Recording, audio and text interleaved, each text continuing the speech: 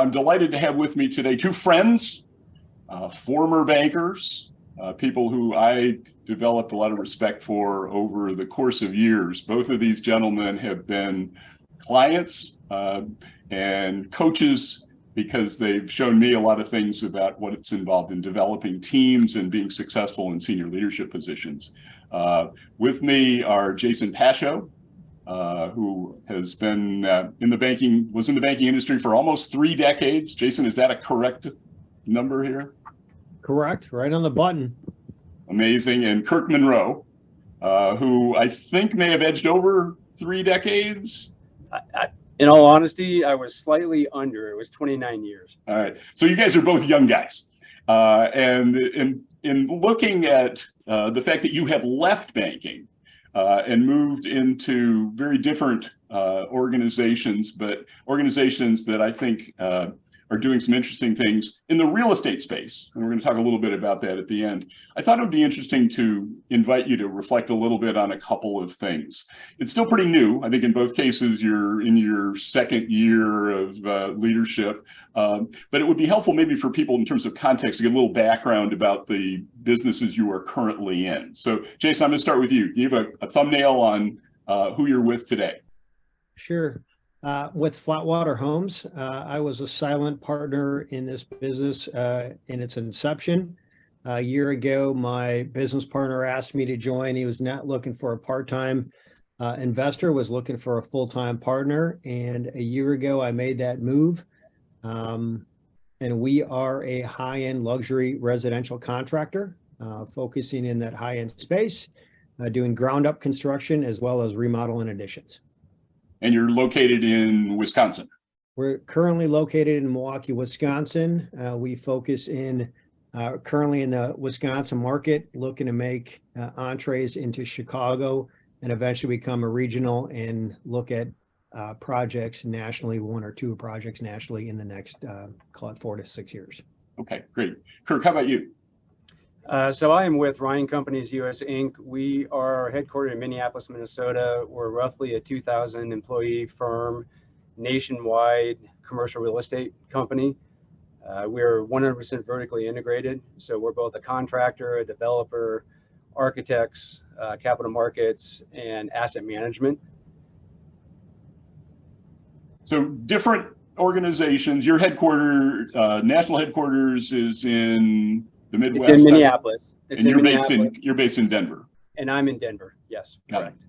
So I mentioned that this is still relatively new roles for each of you. Has there been anything surprising since your move outside of banking? Kirk, I'll start with you. Anything surprising? You know, I would go back to the culture of Ryan Companies, not to suggest that Zion's organization did not have a strong culture. It does, but Ryan leads with culture. When we were interviewing for this position, that's how they led off the discussion. Very community involved, community engagement. We recently completed a build-to-suit for Medtronic, which is a company out of Minneapolis in the medical field. And again, what we can do with that company and giving back to the community that we are involved with is really meaningful. So that one, again, wasn't necessarily a surprise. It was just more of a reinforcement of who Ryan is and where their values lie. Interesting. Jason, what about you? Anything surprising in the first year plus?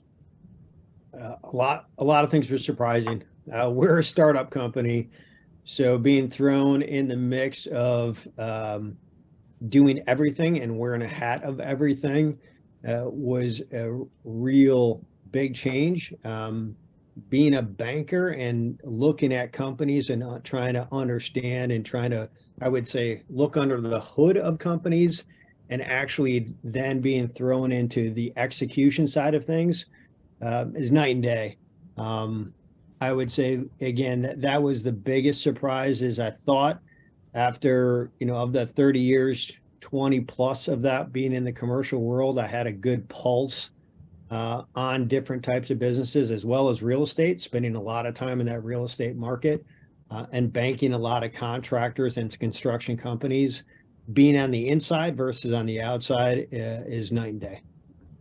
So given that, and I'll let you to maybe elaborate a little bit on that. So being on the other side, and Jasin, you can sort of pick it up. What have you? What would you say? Now being on the other side and dealing with bankers, what would be something that would be important, I guess, to realize if you were a banker? If I was a bank, I would say, we like to think that, we bank quality companies with the right balance sheet, with the right culture, with the right executive team. You got to look at the executive team. Are they able to execute on their strategy? And, when you're in it, I would tell you, like, even last year was a prime example, was everything that I would preach to my clients of building a pipeline, working, making sure cash flow is king, all the little things that we would talk about, and getting a pulse on what they were doing. When you're in it and you're managing, especially us in a startup, you're getting thrown into a number of different directions and managing relationships, hiring new employees. It's amazing how quickly things can turn. And when you're on the outside, it's pretty obvious, but when you're on the inside, you get to that, oh crap moment, when things can go sideways pretty quick.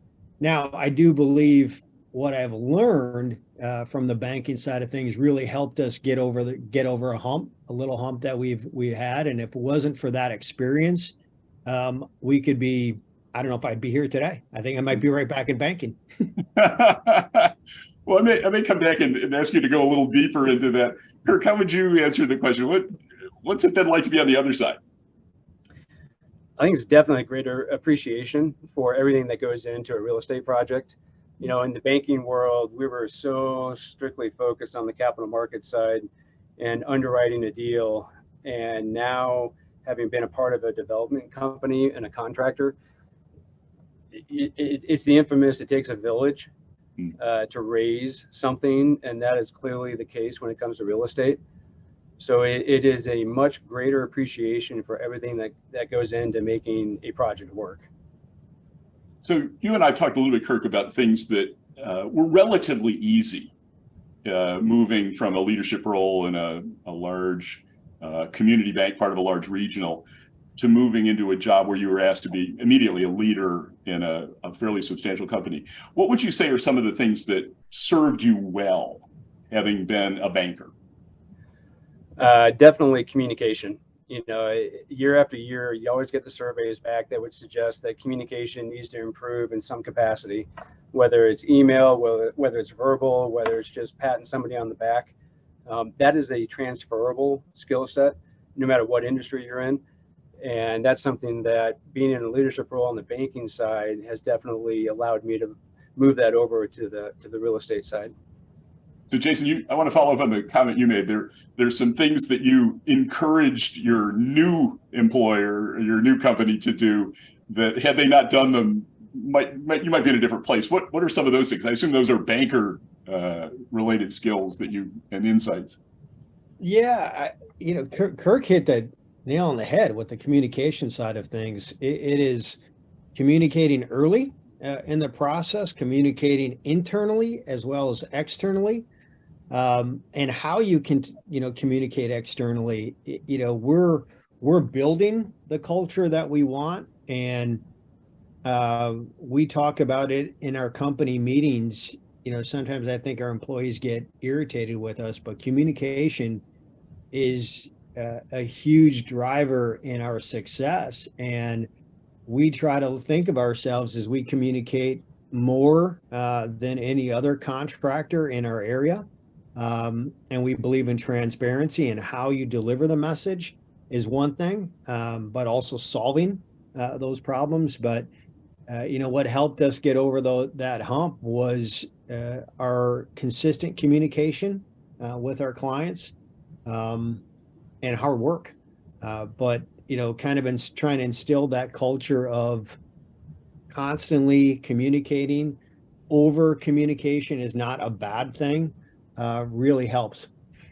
So those comments, your comments, Jasin, and Kirk's yours, would suggest to me that for a commercial relationship manager, whether they're a real estate banker, whether they're in C&I, whether they're a product specialist. Communication skills are absolutely critical and can obviously be improved, and things that should be focused on. Are there any other bits of advice that you would give people now in the banking trenches?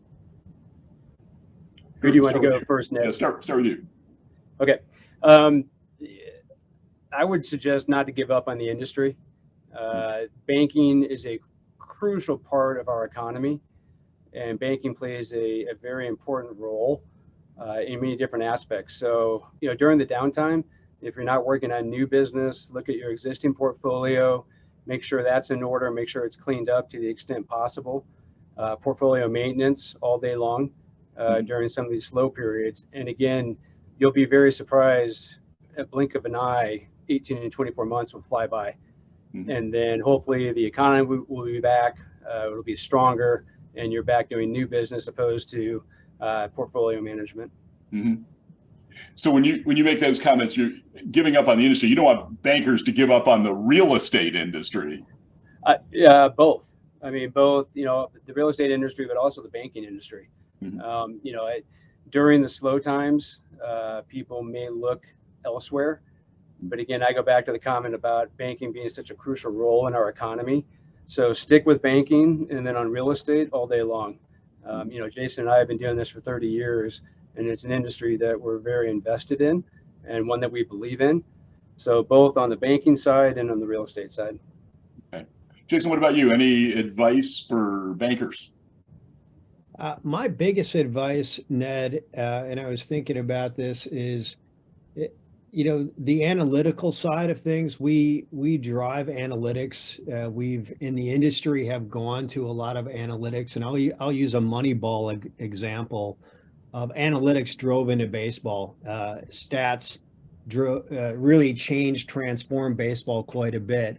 But one of my earliest leaders, that when I first got into banking in the early 90s, awesome president and CEO.